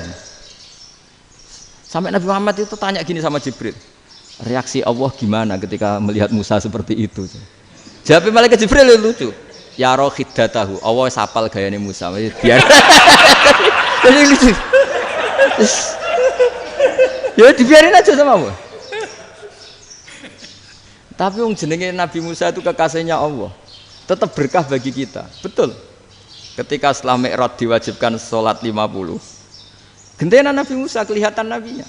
Sebenarnya Nabi Musa itu sebetulnya loh, enggak nguntungkan kita sebetulnya. Tapi yang nguntungkan. Sebenarnya enggak niat nguntungkan kita, tapi nguntungkan. Nabi Ibrahim kan di langit ke-6, keren lah. Konti jong ketemu Allah ngeten-ngeten kan sholat 50. Karena Nabi Ibrahim terkenal Nabi baik enggak bantah. Bareng Nabi Musa. Kenapa diceluk pangeran? Kula kan sholat ping 50. Inna ummataka la tutiku dalik. Wah, gak kuat umat. Serai-rai gak umatmu ora ngarah kuat 50 rakaat. Tapi sebenarnya Nabi Musa itu niatnya bukan membela kita. Fa inna ummati la umatku sing gagah-gagah ra iso meneh umat. Berarti sebetulnya ya itu masih pakai gengsinya sebetulnya. Wes ngono-ngono lah sementing kita untung. Sebetulnya dia itu enggak terima wong umat saya aja yang lebih kuat. Enggak kuat apalagi umatmu. Lah terus sebutin irji ila rabbika fas'alhu takhfif. Itu berarti Allah dengan madzahirul jamal. Sudahlah, datang ke Allah minta keringanan. Allah itu baik. Minta. Ambek Allah diringana mau 5 tok. Jadi cek 45. Balik ke Nabi Musa, piro 45. Cek ra kuat umat. Wong umat kowe ra kuat. Jadi sebenarnya dia bilang umat kowe ra kuat. Lho cara Nabi Muhammad model wong Malang. Yo beda umatku mbek umatmu. Ribet kan? Beda. Lho Nabi Muhammad kan enggak seperti itu kan? Enggak punya akhlak Malang kan? Akhlak. Maksudnya akhlaknya mujur itu loh, akhlak yang baik gitu. Ya akhlak yang mujur, bukan yang Malang gitu. Jadi Nabi ya manut. Tinggal 40 kan, dikurangi lagi 35 sampai 9 kali kan, masyhur itu. Ya kan kalau dikurangi 55 kan berarti turun naik kan 9 kali. Itu setelah 5 itu Nabi Musa aja usul, masih ragu. Itu cara Nabi munggah nentek.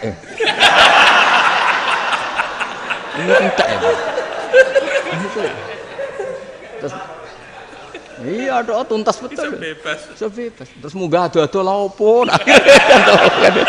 Ngapain itu? Akhirnya Nabi Muhammad sudah sampun ya kalimah Allah, saya ini malu sama Allah Musa.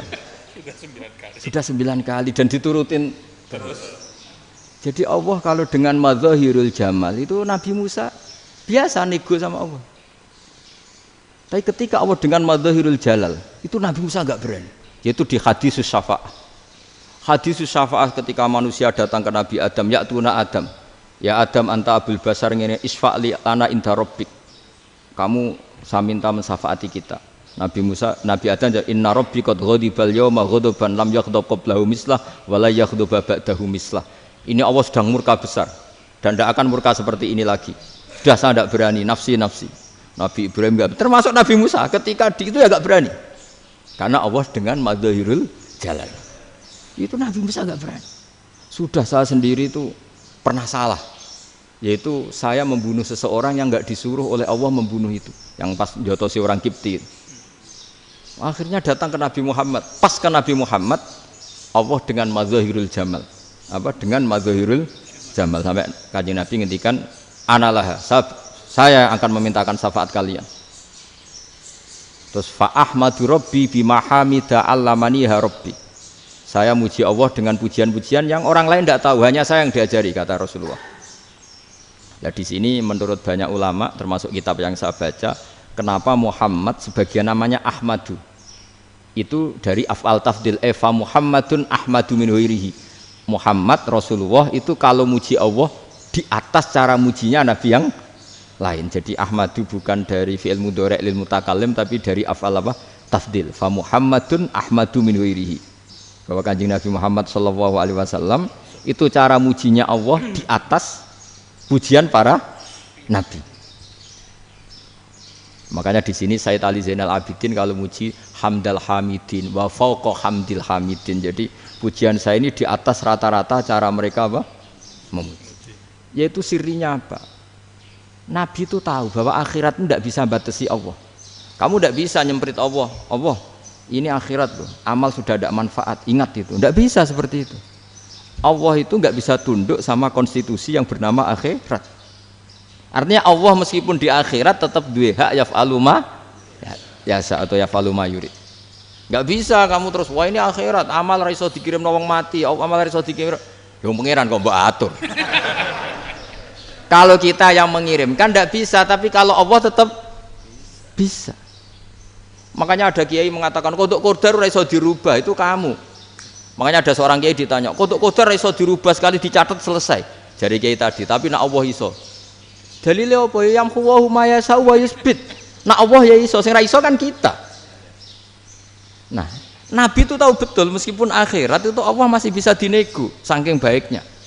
Akhirnya Nabi sujud, masyhur itu terus, ya Muhammad irfa' ra'sak wasal tuqa wasatu safa. Semat sirahmu angkat. Kowe apa tak turuti. Terus semenjak itu Nabi minta apa? Syafaat. Artinya apa? Ketika Nabi lain berpikir bahwa akhirat ini membatasi amal karena sudah Nabi tahu betul kalau Allah tetap Allah yang enggak terbatas kekuasaannya, enggak terbatas rahmatnya juga saat di akhir. Makanya disebut fa Muhammadun Ahmadu min ghairihi. Makanya wa mubasysyiran bi rasuli ya'ti mim ba'dismuhu Ahmad. Jadi makanya terus banyak GNU sing macam-macam lah. Sing ana sing potongane wedi terus hati-hati. Niku berarti makome madzahirul jalal. Ana sing amen guyon nek makome madzahirul jamal. Ana sing ra jelas ngene iki, sing ra jelas. Nak guyu buanter kok nangis yo buanter. Jebule urusan utang. Lah ini sudah yang udah. Jadi makanya yang rileks saja. Sebenarnya agama ini santai, rileks karena agama ini harus bifarohin wasururin. Enggak boleh agama ini dibawa dengan kekerasan, dengan antisosial. Karena agama ini harus kul bi fadlillah bi rahmati fa bidzalika falyafrahu, harus senang, harus rileks. Makanya saya jadi kiai itu senang takutnya gini. Sekali saya tidak senang jadi presiden buruk. Ternyata jadi wong alim ora enak, itu contohnya. Sampean merengut terus uripe susah, nanti orang tidak berani jadi orang alim. Makanya saya buktikan bahwa saya lebih bahagia dibanding rektor. Nanti orang yang jadi rektor semua nggak ingin jadi orang alim. Saya pernah ketemu sekian rektor di Jogja tanya, Gus, kenapa jenengan bela-belain pesantren sampai segitu? Kan keren kampus NU, sekarang ada Unisma, ada NU Jogja, ada NU Jepara gini. Tak bilangin gini, sampai rektornya itu istighfar. Gitu. Saya bilangin gini, ini sekaligus tak kasih tahu ini rektor Unisma ini. Tak bilangin gini, andai kan tidak ada kiai kayak saya itu Islam bisa tutup. Kok bisa Gus? Misalnya ada perempuan haid faqal adat, itu kalau untuk tahu hukumnya haid daftar dulu ke Unisma. Daftar dulu kan, setelah daftar nunggu pelajaran haid, baru tahu haid setelah 3 tahun dari masalahnya. Gitu. Tapi baru kayak kiai ketemu saya di jalan, Gus anak kula nu haid ngeten-ngeten mboten normal, hukumnya piye? Oh hukumnya ngene dibalekno ning adat, ora usah registrasi, ora usah daftar. Jadi ya harus ada istighfarnya lah. Unisma juga harus istighfar, semuanya harus istighfar. Karena ada sisi yang nggak mewakili kebutuhan Islam. Tapi saya sebagai kiai juga istighfar. Karena fakta hukum mengatakan yang boleh jadi KUA yang jabat, yang boleh kemenak yang punya gelar. Dan ini yang mengawal Islam secara undang-undang karena mereka yang bikin. Nah, karena kiai tidak punya gelar tidak bisa jabat di situ. Saya juga istighfar. Jadi tidak sampai antok yang istighfar. Karena yang kebutuhan ini terwakili yang punya gelar. Tapi yang punya gelar juga harus istighfar tadi. Mosok kepen roh hukum haid ngenteni kuliah se. Ngentek itu aja nanti nunggu guru yang pas mata pelajaran itu. Ya, terus kapan dekne salate wong jawabannya belum ketemu. Tapi baru kayak saya kan ketemu di jalan tanya. Gus saya sering ketemu. Gus saya ini bapak angkat. Mau nikahkan putri saya itu gimana itu kalau cerita wali sebenarnya anak saya sok, kalau nggak cerita nggak sah karena saya bapak angkat. Itu banyak. Hanya tak akali ya sudah wali yang sebenarnya taukil pada hakim tanpa diketahui, tapi hakikatnya itu taukil hakim. Itu kan tidak gampang. Nah, tapi kalau tanyanya di kampus registrasi dulu, daftar dulu, baru tahun berapa ada pelajaran itu? Semester 5 baru tanya. Iya kan? Semester 5 ya? Iya. Oh, itu kan. Jadi jangan kira terus sistem Unisma itu yang terbaik di dunia, enggak juga kan, enggak juga. Dan sistem-sistem yang lain maksudnya ada aja. Tapi sistem kiai lho, Mbah Mun juga sering pesen saya, kowe kudu seneng pegawai negeri. Piye-piye sing jaga agama pegawai negeri. Kemarin pas acara 7 harinya Gus Robasa matur itu di depan para kiai. Setelah saya jadi kiai ya itu nyata. Islam di Papua, di NTT yang bawa siapa? Dokter negeri, ya kan? KUA negeri, barokahnya mereka negeri dijamin negara kan, barokahnya muslim berkebutuhan Islam, akhirnya bikin musola di situ, bikin masjid. Bahkan di Korea Utara itu ada masjid bawaan duta besar, karena banyak duta besar muslim berkebutuhan masjid.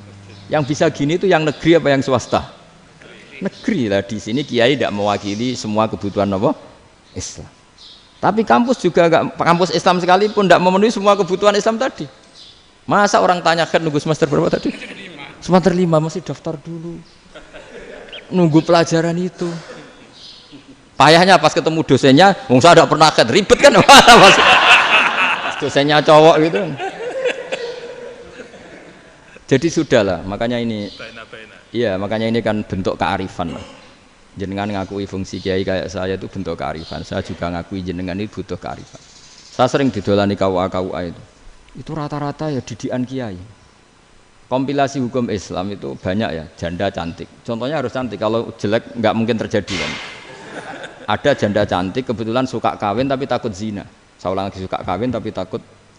Itu seringnya gitu Pak Rektor. Jadi dia kawin bosen, bilang ke KUA, Pak saya sekarang mau nikah sama ini. Tapi kamu mau punya suami. Ya tapi kan nggak tercatat Pak. Itu KUA-nya rata-rata itu nggak berani. Meskipun nggak tercatat karena secara fikih meskipun nggak tercatat tetap dia seorang perempuan yang bersuami, maka nggak boleh nikah sama orang lain. Jadi coba kalau nyuwun sewu KUA hanya ngikuti hukum formal, yang penting di catatannya nggak punya suami, ya dinikahkan saja kan. Tapi mereka enggak, karena didikan kiai enggak berani. Artinya gini, kalau hanya pro hukum catatan sipil, maka ini dinikahkan bisa karena enggak tercatat.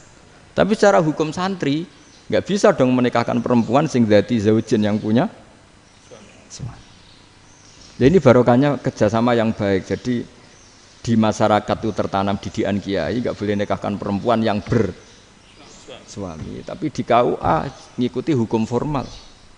Dan di Indonesia itu KUA itu rata-rata konsultasinya ya sama kiai. Sehingga ya nggak berani akhirnya meskipun aku wedi mlebu neraka, Mbak, gak iso. Dan itu banyak. Seorang lagi ya, makanya ini kan pesantren itu nggak boleh mati. Orang kiai-kiai kayak saya nggak jelas-jelas itu harus lebih jelas lagi. Karena ini yang on time, yang online, yang siapa saja bisa tanya. Saya itu SMS saya itu nggak punya HP WA. HP jadul itu SMS-nya tiap hari tak berapa. Orang yang tanya dari Kalimantan, dari Aceh. Gus di kampung saya ada masjid 2 itu yang Samana. Ada yang dari orang perkotaan, Gus di perumahan baru ada masjid. Yang Jumatan baru orang 12, sah enggak? Ya langsung saya jawab, sah. Dalilnya ini. Ya sudah. Nah, tapi kata Imam Syafi'i gini harus orang 40 itu madzhab Syafi'i, dalam madzhab yang lain gini-gini. Itu kalau tanya rektor itu kan ribet, masuk ajudan dulu, asisten dulu, panjang.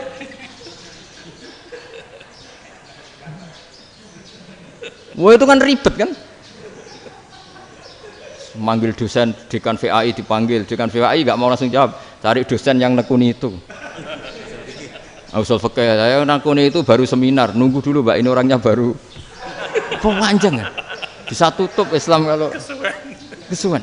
Coba kalau tanya kiai kan enggak ketemu di jalan. Dulu Mbah Zubair kata Mbah Mun. Saya termasuk santri yang diapresiasi Mbah Mun. Dhisik Mbah Zubair yang ngono, anak nong takok pesowan gak oleh. Gak takok ning kene. Jangan biasa ditanya orang ngadeg-adegan. Ya alhamdulillah ilmunya cukup, kalau gak cukup ya kok sik. Jadi sebetulnya orang sopan itu ya agak ada yang ditutupi sebetulnya. Mboten prayogi teng dalan nginjang mawon matur. Ya sebetulnya ya sebenarnya memang ilmunya agak cukup gitu. Tapi itu sebenarnya secara fikih itu haram, menunda itu haram. Ya haram tuh, coba bayangkan ya, kalau tanyanya sekarang, Gus saya ini sudah keluar darah 1 bulan penuh, padahal normalnya hanya 6 hari. Saya nanti sholat enggak? Kalau nginjang mawon dugi kula, berarti kan hari ini belum ada keputusan. Sholat apa enggak kan? Tapi karena modus tadi, boten prayogi nggih ngendikan ngoten teng dalan ngenjang tengen kula. Itu kemungkinannya 2, sopan atau goblok itu saja. Kayaknya kalau sopan enggak lah. Kayaknya enggak lah kata saya. Karena secara fikih itu jelas haram. Bagaimana mungkin sesuatu yang harus dipraktekkan nanti duhur dijawab besok, berarti duhur, asar sampai subuh belum ada jawaban, berarti enggak ada sholat kan? Makanya dibutuhkan orang-orang alim yang kultural seperti ini, dan NU menghormati kultural. Tapi Mbah Mun juga sangat menghormati Islam formal karena tadi produk-produk formal itu bisa dilembagakan oleh negara dan itu kita ikut untung. Makanya Mbah Mun itu kalau punya tamu KUA, punya tamu polisi sampai pejabat itu. Kenapa saya contohkan KUA supaya jangan kira seperti pendapat orang-orang hasud. Wah, ya mesti aja disolani presiden seneng, menteri seneng, enggak juga. Sebenarnya semua kiai itu mulai KUA sampai polisi, polsek, polres itu seneng semua. Karena sama-sama diajak mengawal bangsa ini, diajak mengayomi semua masyarakat. Tapi kadang-kadang masyarakat ngeritiknya, jenenge kiai disolani menteri ya seneng presiden. Padahal yang sowan kiai itu ya mulai KUA, Kapolsek, kepala desa, RT, Mudin. Itu mudin kalau tanya ya lucu-lucu. Gus kalau nate nyembelih pitik kemanian, pitike go gede man. Akhirnya wis ngerti nak kemanian langsung tak sebelah meneh. Terusane ku sah ta ora. Ribet. Ya tak jawab, lah pitike masih ku jek urip ta ora? Terus urip Gus. Wis sah cara madzhab Malik jek urip. Karena itu ada perdebatan antara madzhab Malik dan madzhab Syafi'i. Nak cara Imam Syafi'i itu agak ketat. Hewan yang punya kehidupan sudah mutharibah, misalnya ayam jago, contohnya harus jago, karena kalau ayam kecil diikhlaskan haram. Jadi yang cilik wae kan gitu. Fikih itu ya, fikihnya orang Indonesia itu pecundang. Kalau ayam kecil nggak ditanyakan, mate ra wis. Kalau jago ditabrak truk kejet.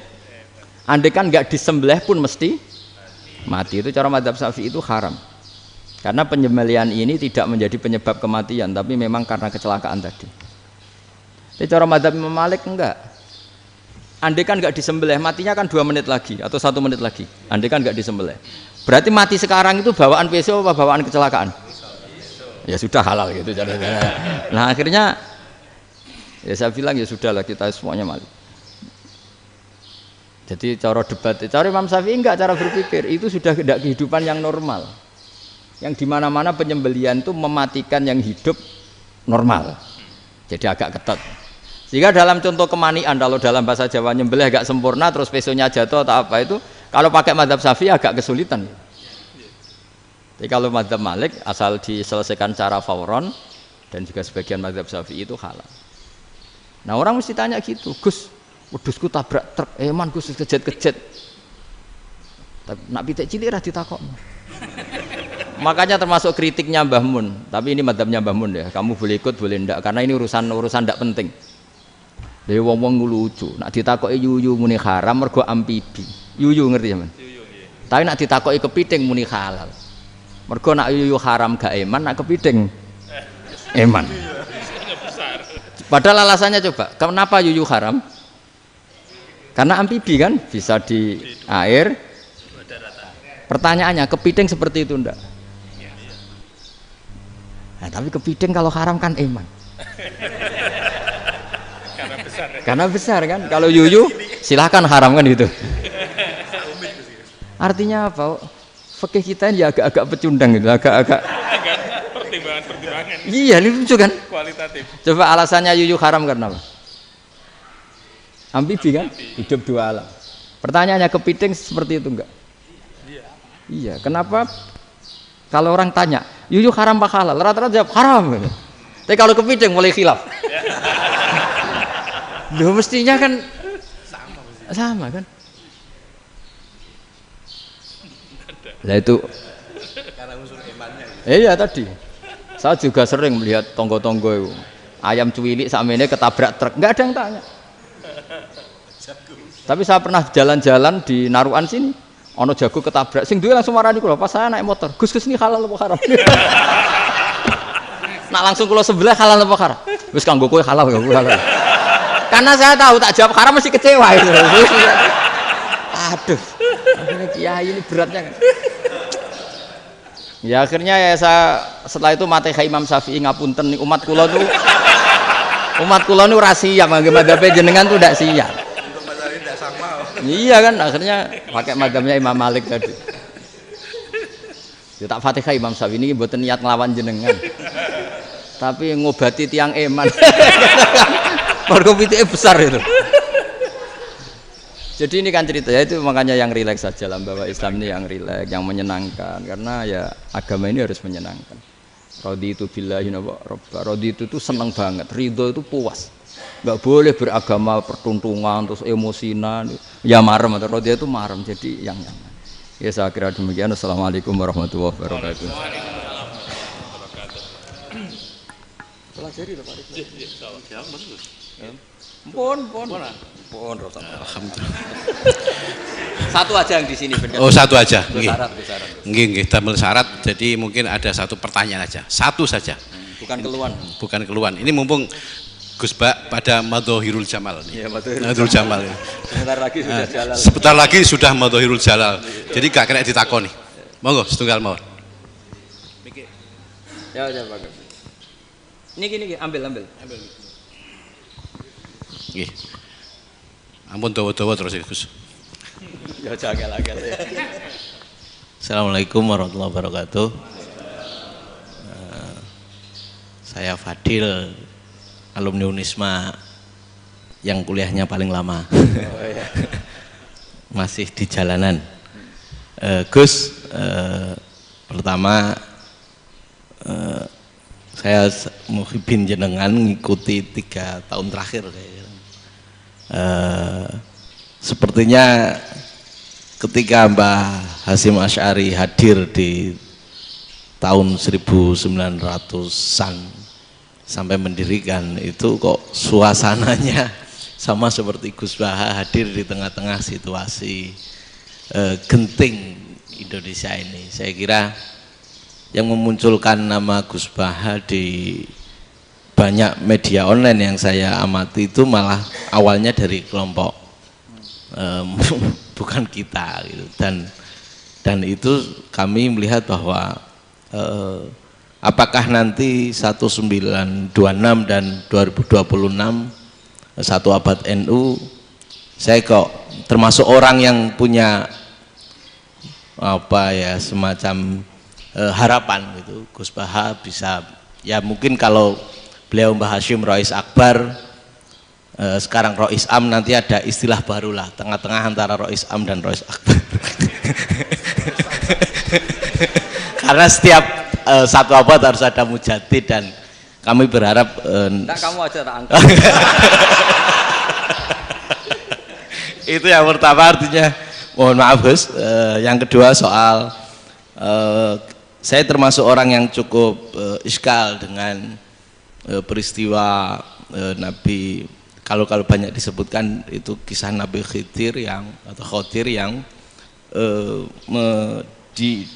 dari 3 cerita itu hanya satu cerita yang saya masih agak bingung soal di situ anak kecil itu pakai kalimat, kalau di Al-Qur'an itu pakai kota lah, jadi pakai anak kecil itu dibunuh seperti itu.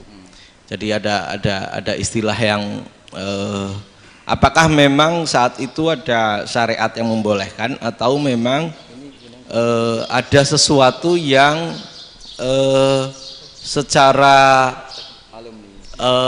secara dari Allah Subhanahu wa taala memang itu dibolehkan untuk Nabi Khidir. Jadi di antara semua cerita itu saya yang agak iskal yang itu. Kalau yang kisah soal membocorkan itu mungkin masih bisa masuk ya, tetapi apakah sudah ada ilmu psikologi yang sangat tinggi sehingga kalau ada anak-anak yang idiot itu atau apapun istilahnya yang sekarang itu boleh dilakukan tindakan begitu gitu.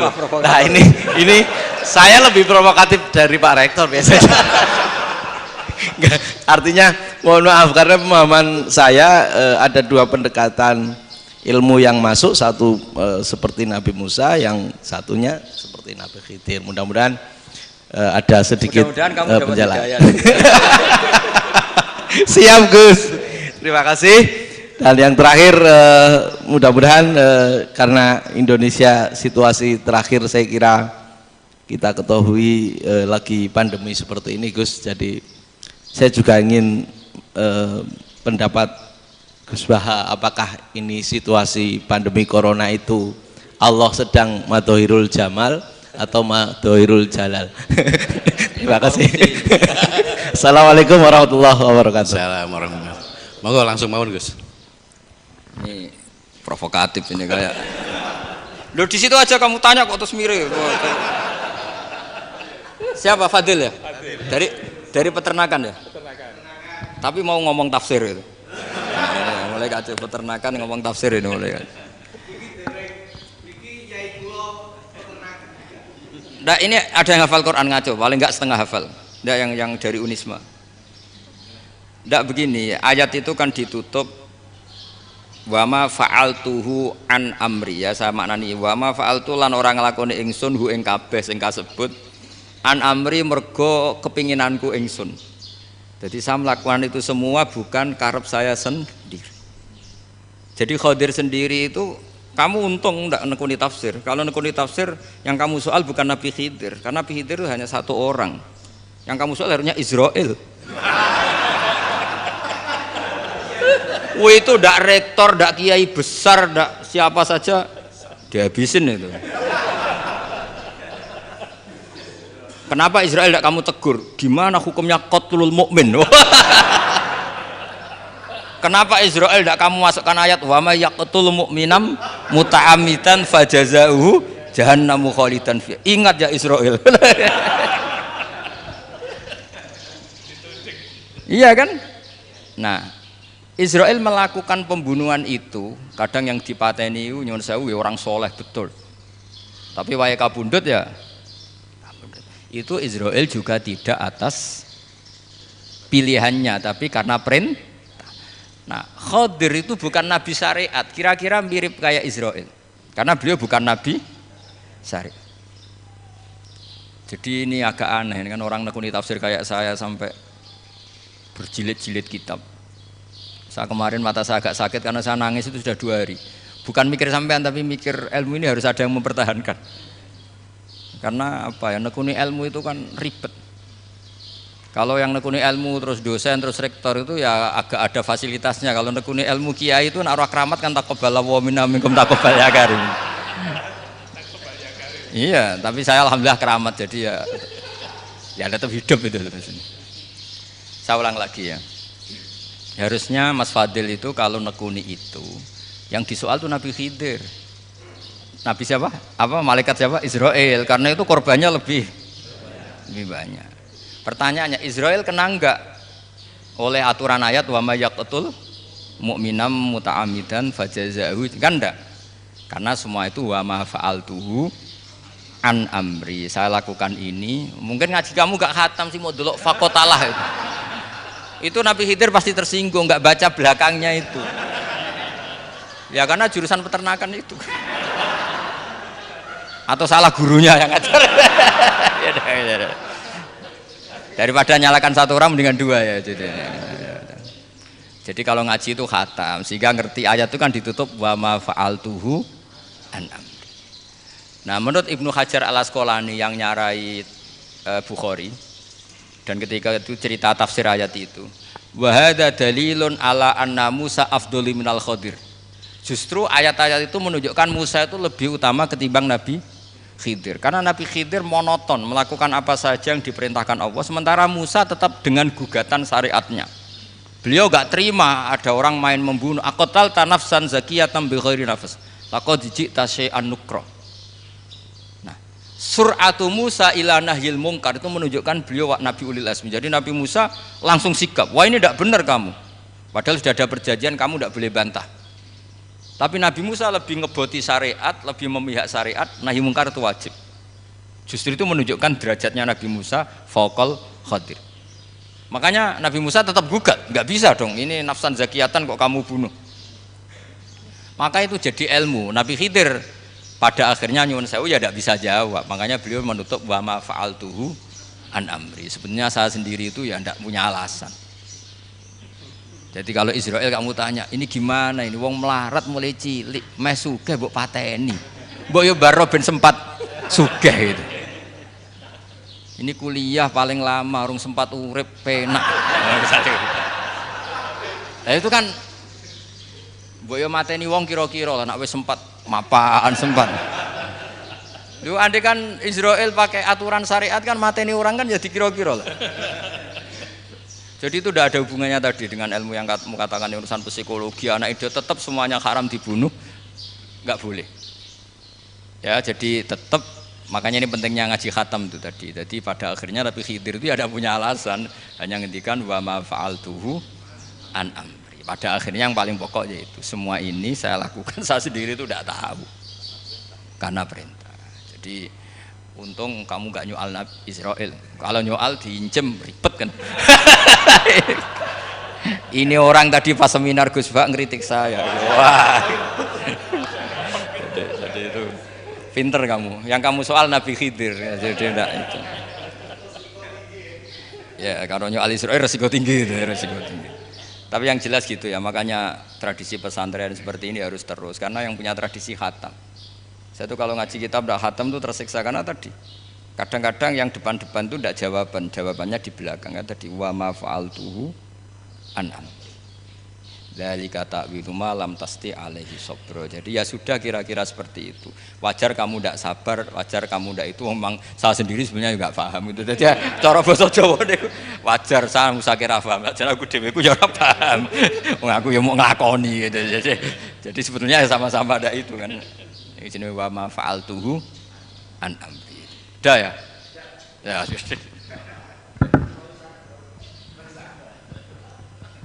sudah ya? Nggak perlu dijawab katanya beliau. Baik Bapak Ibu semuanya yang saya hormati, dan saya tidak harus menyimpulkan karena kalau menyimpulkan malah itu mendukuri ulama kan gitu.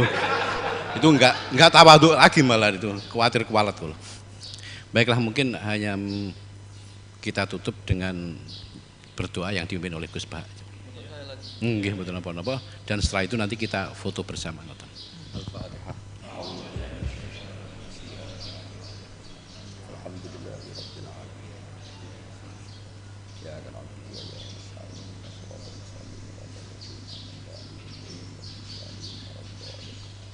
rahmatika ya ghafur ya syakur wa salli wa sallim ala sayyidina Muhammad wa ala alihi wasallam ajma'in.